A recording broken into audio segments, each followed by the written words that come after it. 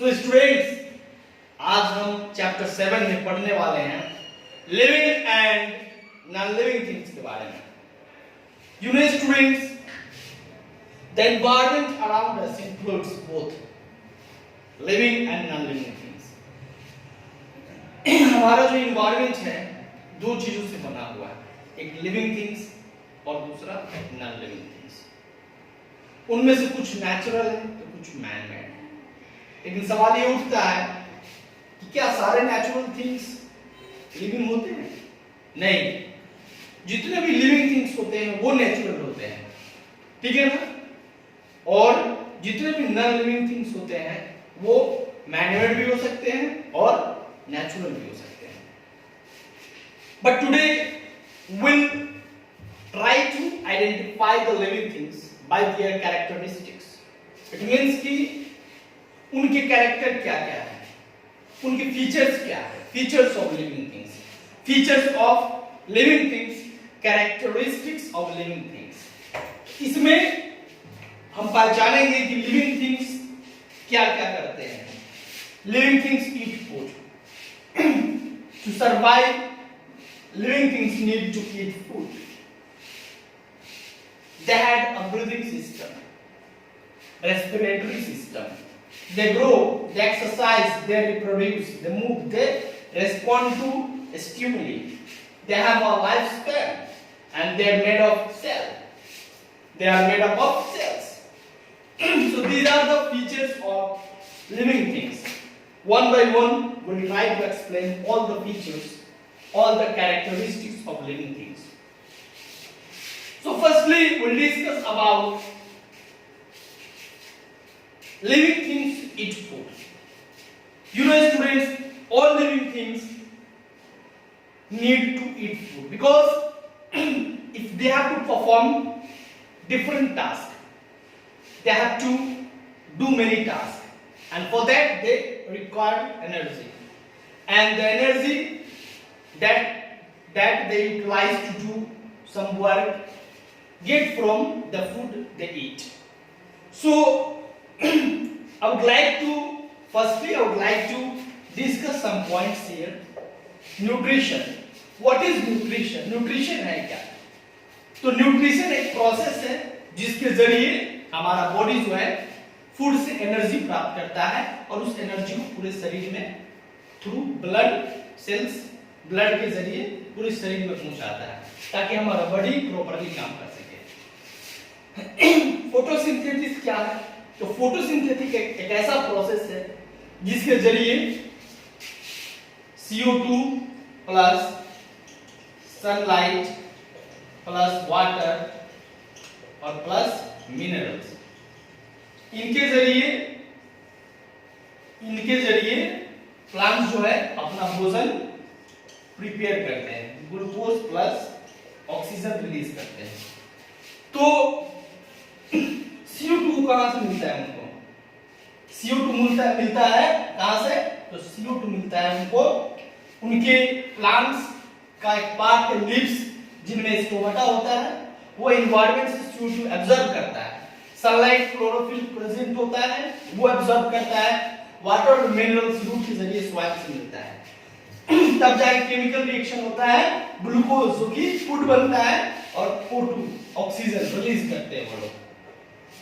तो plants autotrophs होते हैं। क्या होते हैं? प्लांट्स ऑटोट्रॉप्स होते हैं, उसको प्रोड्यूसर्स भी कहते हैं। वो अपना भोजन खुद बनाते हैं। जबकि एनिमल्स और ह्यूमंस जो होते हैं हेटेरोट्रॉप्स होते हैं, कंज्यूमर्स होते हैं। उनको अपना भोजन बनाने नहीं आता है, so they depend on other animals and plants. That's why they are called consumers. Okay? समझ गए? तो living things eat food. It is one of the characteristics of living things. अब दूसरे characteristics के बारे में बात करेंगे कि दूसरा फीचर क्या है living things का। एक तो living thing को पहचानने का जरिया है कि जितने भी living things होते हैं वो भोजन करते हैं, खाना खाते हैं। तो living things दो प्रकार के होंगे, एक ऑटोट्रॉप्स और दूसरा हेटेरोट्रॉप्स। मतलब एक प्रोड्यूसर से दूसरा कंज्यूमर। एक खाना बनाता है खुद और दूसरा उस पर डिपेंडेबल रहता है। समझ गए? हैं कि लिविंग थिंग्स रेस्पायर, मतलब वो सांस लेते हैं। ब्रीदिंग, ब्रीदिंग क्या है? It is just the process, it is the part of respiration and only involves in the movement of air in and out of the body. It is a physical process. Breathing जो है physical process है, सांस लेना और सांस छोड़ना, उसमें दोनों इंक्लूड्स हैं। और ये प्लांट्स भी करते हैं, एनिमल्स भी करते हैं, ह्यूमंस भी करते हैं, क्योंकि लिविंग थिंग्स बस यही होते हैं, एनिमल्स, प्लांट्स और ह्यूमंस, यही लिविंग थिंग्स हैं। और माइक्रोब्स भी हैं। माइक्रोब्स में जो माइक्रो ऑर्गेनिज्म है, इसकी बात अभी हटा दी जाए तो सबका रेस्पिरेटरी सिस्टम होता है, सब सांस लेते हैं, सांस छोड़ते हैं, इनहेल और एक्सहेल। इनहेल का मतलब होता है सांस लेना, एक्सहेल का मतलब होता है सांस छोड़ना। तो सबका रेस्पिरेटरी सिस्टम होता है, जैसे हम लोग अपने लंग्स के जरिए सांस लेते हैं, ठीक है। बहुत सारे ऐसे इंसेक्ट्स होते हैं जो अपने स्किन के जरिए, स्किन में पोर्स होता है, उनके जरिए सांस लेते हैं। फिश जो होती हैं, मैक्सिमम मछलियां गिल्स के जरिए सांस लेती हैं, ठीक है, समझ रहे हैं। तो ह्यूमंस में कैसे होता है और प्लांट्स में कैसे होता है ये रेस्पिरेशन, यानी सांस लेना और सांस छोड़ना ह्यूमंस में कैसे होता है, प्लांट्स में कैसे होता है, चलिए मैं आपको समझाता हूं। ये ह्यूमन है, मान लीजिए कि ये एक ह्यूमन है, जैसा भी फोटो बना दिया, और ये एक प्लांट है, ठीक है। प्लांट जनरली मैक्सिमम प्लांट्स को दिन में CO2 चाहिए और एनी टाइम O2 चाहिए। किसको? इसको चाहिए, या फिर किसी एनिमल को, कोई एनिमल है यहाँ पे, ठीक है, इसको भी O2 चाहिए, इसको भी O2 चाहिए, इसको CO2 चाहिए, ये कार्बन डाइऑक्साइड चाहिए इसको दिन में, और इसको 24 आवर्स क्या चाहिए, इसको ऑक्सीजन चाहिए। तो इन दोनों को ऑक्सीजन कहां से मिलता है? तो प्लांट से मिलता है। और इन दोनों से CO2 किसको मिलता है? प्लांट को। तो इन दोनों से मिलता है, एनिमल से और किससे? ह्यूमन से। अब होता क्या है, मैंने आपको बताया था एक प्रोसेस, फोटोसिंथेसिस। क्या बताया था? फोटोसिंथेसिस का प्रोसेस बताया था, प्रकाश संश्लेषण का। इसमें प्लांट्स को वाटर और प्लस मिनरल्स मिलता है, ठीक है, वाटर और प्लस मिनरल्स मिलता है। और जो इंसान जो है, इंसान या फिर जानवर जो CO2 रिलीज करते हैं, वो इनके साथ मिलकर सनलाइट में क्या बनाता है? सनलाइट में ग्लूकोज बनाएगा, फूड बनाएगा अपने लिए, और साथ में ऑक्सीजन रिलीज करता है। तो ये जो ऑक्सीजन है इन दोनों के द्वारा कंज्यूम किया जाएगा। और ये जो है इनमें क्या होता है कि एक प्रोसेस होता है ऑक्सीडेशन का। जैसे इंसान का ह्यूमन बॉडी ले ले, तो ह्यूमन बॉडी के पास भी वाटर है, उसके बाद में फूड है, तो डाइजेस्टिव सिस्टम के जरिए फूड वाटर मिलकर ऑक्सीजन की सहायता से ये टूटते हैं। टूटने के बाद में इनमें भी न्यूट्रिएंट्स पैदा होते हैं, मतलब न्यूट्रिएंट्स बनता है, ठीक है। और उसके बाद CO2 गैस रिलीज होता है। न्यूट्रिएंट्स पूरे बॉडी में ब्लड के जरिए, वेन के जरिए चला जाता है, जो कि सर्कुलेटरी सिस्टम है। और इसके अलावा CO2 जो है वो रिलीज हो जाता है जानवरों में भी और इंसानों में भी। और यही CO2 जो है, ये CO2 का काम यहाँ पे करता है, ठीक है ना। लेकिन एक फैक्ट है जो मैं आपको बताना चाहूंगा, कुछ ऐसे प्लांट्स हैं जो रात में भी CO2 लेते हैं, ऑक्सीजन छोड़ते हैं, लेकिन मैक्सिमम प्लांट्स जो है दिन में CO2 लेते हैं, रात में O2 लेते हैं, ऑक्सीजन लेते हैं, ठीक है ना। ये केमिकल नेम बता रहा था मैं, O2। ये O2 का मतलब होगा ऑक्सीजन और CO2 का मतलब हो गया कार्बन डाइऑक्साइड। तो ये प्लांट्स में और ह्यूमंस में कैसे सांस का लेन देन होता है ऑक्सीजन CO2 का, तो मैंने अभी आपको समझाया। ये दूसरा फीचर था इसका, ये दूसरा फीचर है लिविंग थिंग का, कि लिविंग थिंग सांस लेते हैं, सांस छोड़ते हैं, ओके। सांस लिए तो सांस छोड़ेंगे ही। तो मैंने आपको बता दिया है कि प्लांट्स में स्टोमेटा होता है जिसके जरिए प्लांट्स क्या लेता है, सांस लेता है। और मतलब लिप्स को food factory of the plant बोलते हैं, किचन ऑफ द प्लांट बोलते हैं। ह्यूमंस लंग्स के जरिए सांस लेते हैं, और भी एनिमल्स लंग्स के जरिए, इंसेक्ट्स वगैरह पोर्स के जरिए जो उनके बॉडी में छिद्र होता है, मछली गिल्स के जरिए। तो ऐसे करके लोग सांस लेते हैं। बहुत सारे ऐसे होते हैं जो स्किन्स के जरिए सांस लेते हैं, ठीक है ना। अब आगे नेक्स्ट जो फीचर है वो है living things grow. Next feature है okay, the next feature is living things grow. जितने भी लिविंग थिंग्स हैं वो बढ़ते हैं। जैसे एक प्लांट है तो एक सीड को इसमें मिट्टी के अंदर डाला गया, इस सीड से सीडलिंग का प्रोसेस हुआ, ठीक है। धीरे धीरे प्लांट बढ़ता गया, ठीक है, और एक दिन ये प्लांट एडल्ट बन गया, ठीक है। तो ये एक प्रोसेस है, इसको ग्रोथ बोलते हैं। क्या बोलते हैं? ग्रोथ बोलते हैं। वैसे भी इंसानों में ये होता है, वैसे भी ये क्या होता है, इंसानों में होता है। इंसान ग्रोथ करते हैं, ठीक है। इस प्रोसेस को ग्रोथ बोलते हैं। यहाँ पर लिखा भी हुआ है the process by which the size of an organism increases is called growth. It is an irreversible change and a permanent process. अब देखिए, कल मैंने आपको पढ़ाया था रिवर्सिबल और इरिवर्सिबल चेंज के बारे में।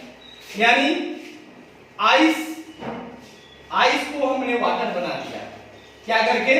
तो आइस को हीट करके वाटर बना दिया हमने, तो ये वाटर बन गया। अब वाटर को वापस कूल करके ठंडा करके हम आइस बना सकते हैं, तो ये रिवर्सिबल चेंज है। लेकिन बर्निंग, देखिए यहां पे एक चीज लिखता हूं मैं, burning of sheet of paper, एक पेपर की शीट ऑफ पेपर को जला दिया, जलाने के बाद में वो क्या बन जाएगा? राख बन जाएगा। राख बन जाएगा तो क्या राख से पेपर बना सकते हैं? नहीं। तो ये इरिवर्सिबल चेंज है। कैसा चेंज है? इरिवर्सिबल चेंज है। तो ग्रोथ ऑफ प्लांट या ग्रोथ ऑफ एनिमल या ग्रोथ ऑफ ह्यूमंस, ठीक है, ये जो चेंज होता है परमानेंट होता है, इरिवर्सिबल होता है। वापस से कोई छोटा नहीं बन सकता, बेबी नहीं बन सकता है, एक बार एडल्ट बन गया तो। ओके, अब आगे बात करते हैं, किसकी बात करेंगे? तो आप समझ चुके हैं कि लिविंग थिंग्स ग्रो करते हैं लेकिन नॉन लिविंग थिंग्स ग्रो नहीं करते हैं। ओके, वो जैसे होते हैं बस वैसे ही होते हैं, ठीक है। अब जो नेक्स्ट फीचर है, characteristics, one of the next characteristics में जो आता है नेक्स्ट पॉइंट, वो है अपना कि लिविंग थिंग्स में एक मतलब वो वेस्ट को रिलीज करते हैं। लिविंग थिंग्स क्या करते हैं? वेस्ट को रिलीज करते हैं। उनके पास अपना एक सिस्टम होता है, ऑर्गन सिस्टम, जिसको एक्सक्रीटरी सिस्टम बोलते हैं। उसके जरिए एक्सक्रीशन करते हैं, वो अपने वेस्ट को बॉडी से रिलीज करते हैं। तो देखिए वेस्ट क्या है, सबसे पहले मैं आपको समझा रहा हूं कि ये ह्यूमन बॉडी है। मान लीजिए कि ये बढ़िया से पिक्चर बनाने नहीं आता है मुझे, लेकिन फिर भी मैं आपको समझा रहा हूं, हंसिएगा नहीं आप, ठीक है।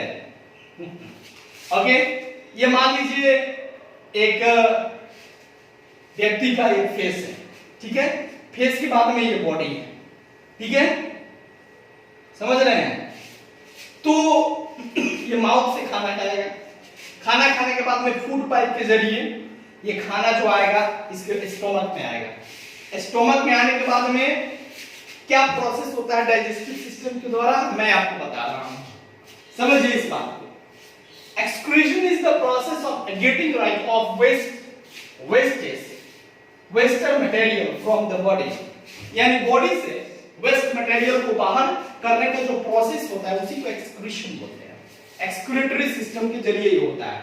तो आप जो खाना खाते हो तो सबसे पहले वो डाइजेस्ट होता है। डाइजेस्ट होने के बाद में मतलब उसका डाइजेशन का एक प्रोसेस है, मैं आपको समझा दे रहा हूं। सबसे पहले खाना आपके माउथ से होकर आपके माउथ में एक ये लिक्विड है जिसको सलाइवा बोलते हैं, आप उसको अपने दांतों के जरिए पीस पीस कर मुलायम करते हो और सलाइवा उसे सॉफ्ट कर देता है।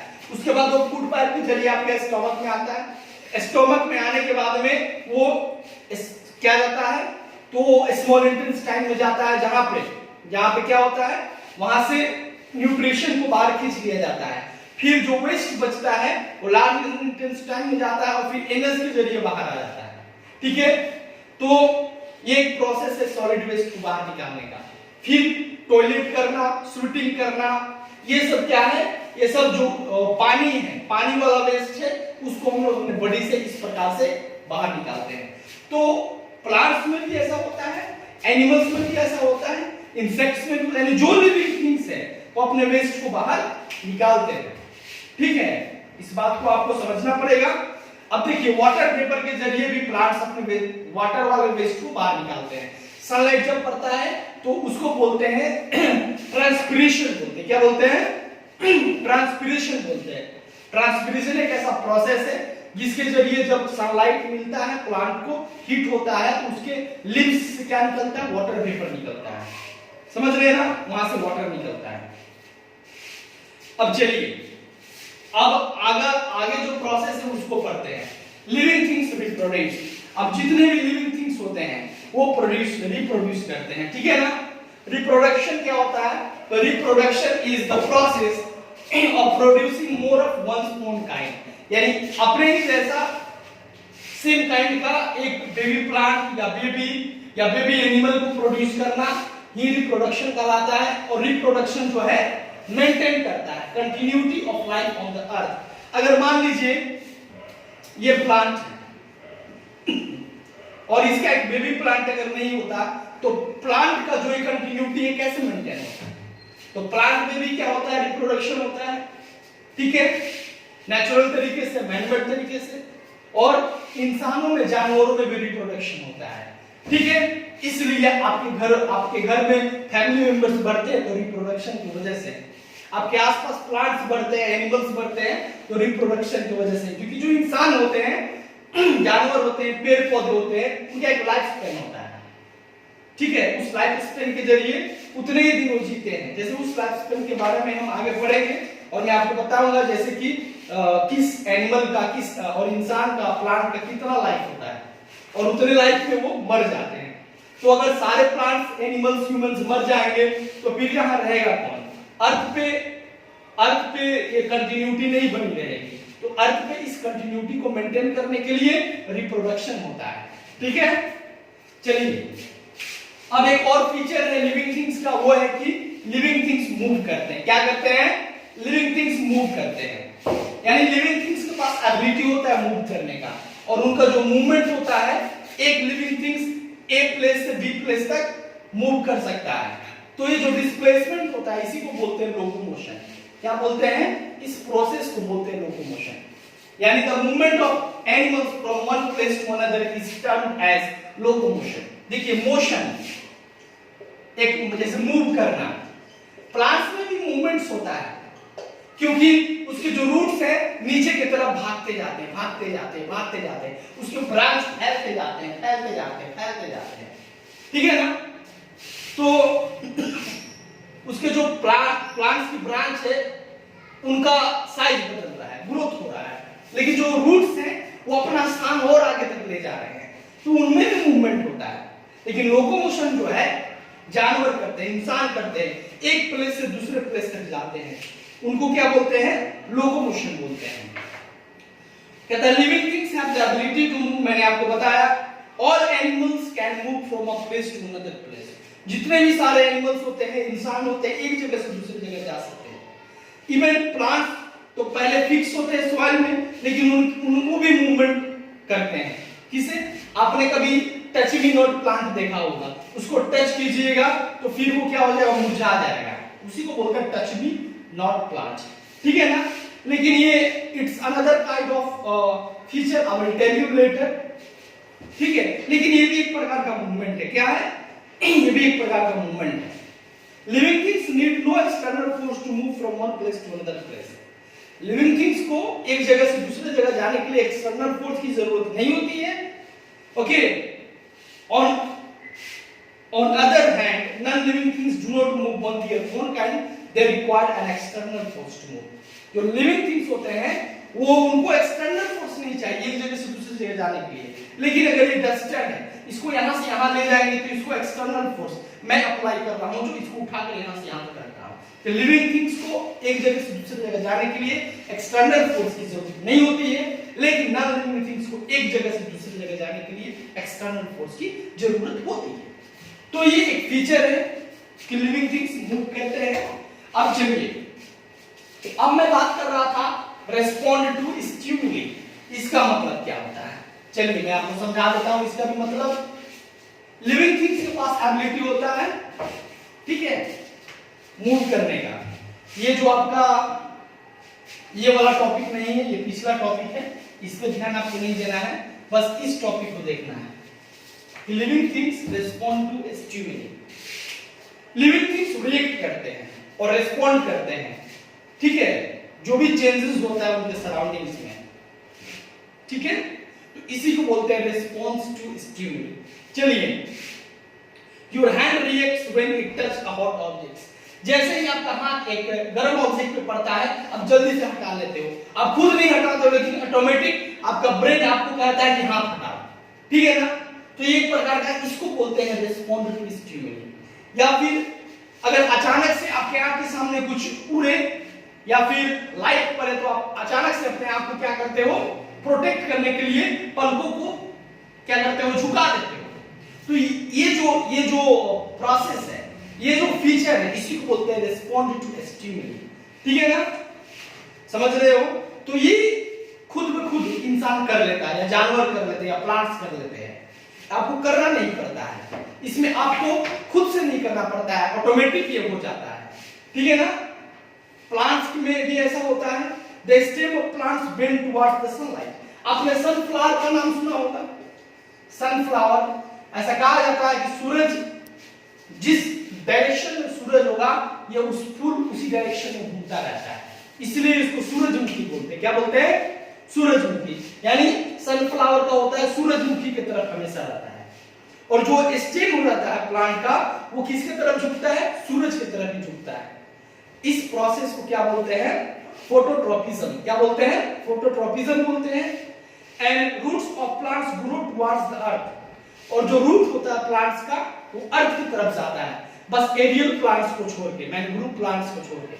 जो रूट ऑफ द प्लांट्स होता है वो मिट्टी में जाता है, इसको बोलते हैं जियोट्रोपिज्म। क्या बोलते हैं? जियोट्रोपिज्म। यानी प्लांट्स के रूट्स मिट्टी की तरफ, धरती की तरफ जाते हैं, और उसका जो स्टेम होता है वो सनलाइट की तरफ झुक जाता है। तो जो सनलाइट की तरफ झुक जाता है, उस प्रोसेस को बोलते हैं फोटोट्रोपिज्म, और जो रूट्स मिट्टी की तरफ जाते हैं, उस प्रोसेस को बोलते हैं जियोट्रोपिज्म। Okay, geotropism. अब एक वन ऑफ द, ये सेकेंड लास्ट फीचर है जो मैं आपको बता रहा हूं, इसमें है कि living things have a life span. मैंने आपको पहले ही बताया था कि जितने भी सारे लिविंग थिंग्स होते हैं, उनका अपना एक लाइफ स्पैन होता है। Actually, all living things are born and they grow up and then die. The time period between their birth and death, यानी जब लिविंग थिंग्स जन्म ले रहा है और जब लिविंग थिंग्स मर रहा है, तो इसके बीच के पीरियड को ही क्या बोलते हैं? लाइफ स्पैन बोलते हैं। यानी बर्थ और डेथ के बीच के समय को लाइफ स्पैन कहा जाता है। अब आइए मैं आपको बता रहा हूं, जैसे कि बैक्टीरिया जो होता है 20 मिनट तक जिंदा रहता है, ठीक है, उसका लाइफ स्पैन है। जितने भी बैक्टीरिया है वो 20 मिनट में पैदा होंगे और 20 मिनट में मर जाएंगे, इसलिए उनका जो रिप्रोडक्शन होता है काफी तेजी से होता है। एक सेकेंड में लाखों बैक्टीरिया जन्म लेते हैं। जो घर की मक्खी होती है, हाउस फ्लाई, वो 1 से 4 महीने तक उसका लाइफ स्पैन होता है।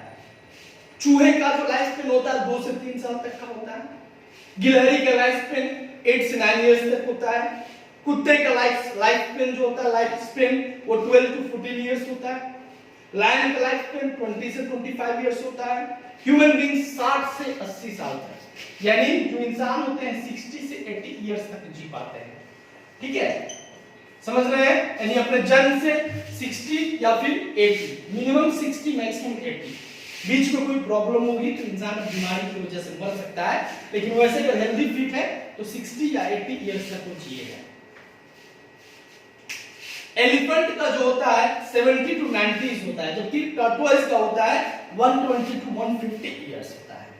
तो ये लाइफ स्पैन है। लाइफ स्पैन का मतलब है जन्म और मरण। जन्म लिया, मर गया कोई लिविंग थिंग, तो उनके बीच का जो पीरियड हुआ वही उसका लाइफ स्पैन हो गया। चलिए, लाइफ स्पैन जो है एवरेज मैंने बताया, ये डिपेंड करता है कि व्यक्ति का डाइट कैसा है, उसका हेल्थ कैसा है, उस पर डिपेंड करता है उसका लाइफ स्पैन। एक व्यक्ति 80 इयर्स तक भी जी सकता है, ठीक है, या फिर 20 इयर्स में ही मर सकता है, या फिर 32 इयर्स में मर सकता है, ठीक है। अब आगे बात करेंगे जो कि इस चैप्टर का लास्ट टॉपिक है, living things are made up of sales.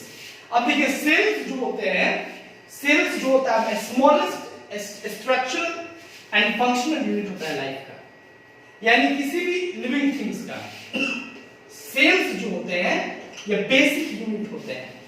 और सेल्स से क्या बनता है, बहुत सारे सेल्स को मिला के टिश्यू बनता है। क्या बनता है? टिश्यू बनता है। और बहुत सारे टिश्यू के साथ क्या बनता है? ऑर्गन बनता है।